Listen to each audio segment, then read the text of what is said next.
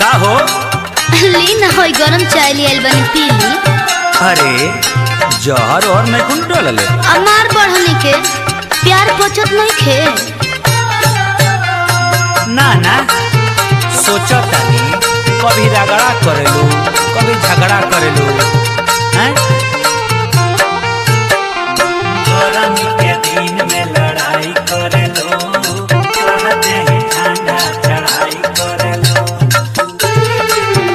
हे दे हमरा से झगड़ा के बिया मत बोई ना तो ये ठंडी में बहुत पछताए के पड़ी। अरे गरमी के दिन में लड़ाई करेलू कहते हैं ठंडा चढ़ाई करेलू।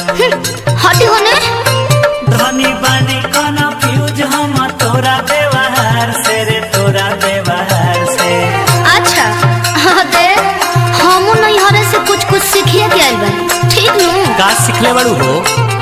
भौजी समझले रहे हमारा के प्यार से। हाँ। भौजी समझले रहे हमारा के प्यार से कि जाड़ में ना झगड़ा कोई जाला भतार से। तब तो हमार चानिए रही।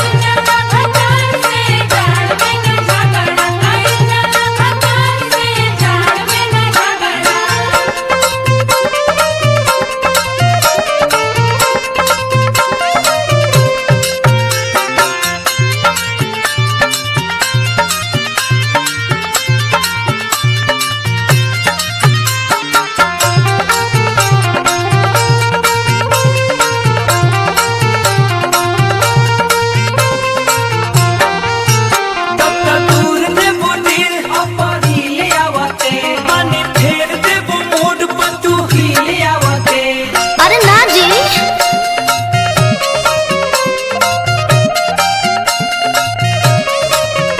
आई आई राजा मैं आई के जौन खिसियाई राजा जी इतना के कराना होला मरोदवा में हर में लड़ाई राजा जी।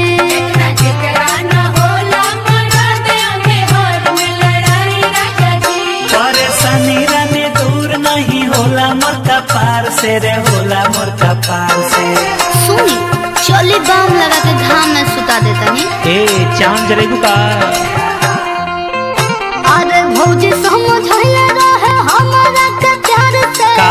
भौजी समझले रहे हमारा के प्यार से कि झाड़ में ना झगड़ा कोई जाला भतार से।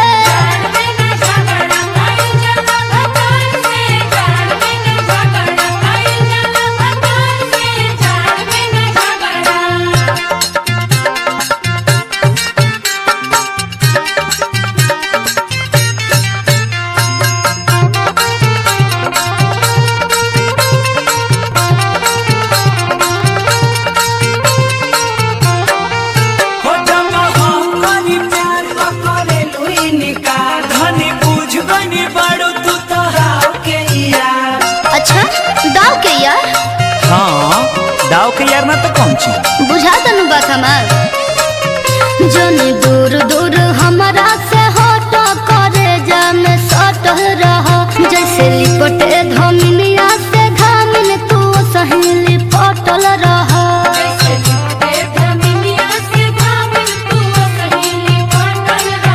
कृष्ण जी अजित शंकर के पोल्हावेलू दुलार से पोल्हावेलू दुलार से। अच्छा हम बोलावे नी और वो ना बोलावे नी।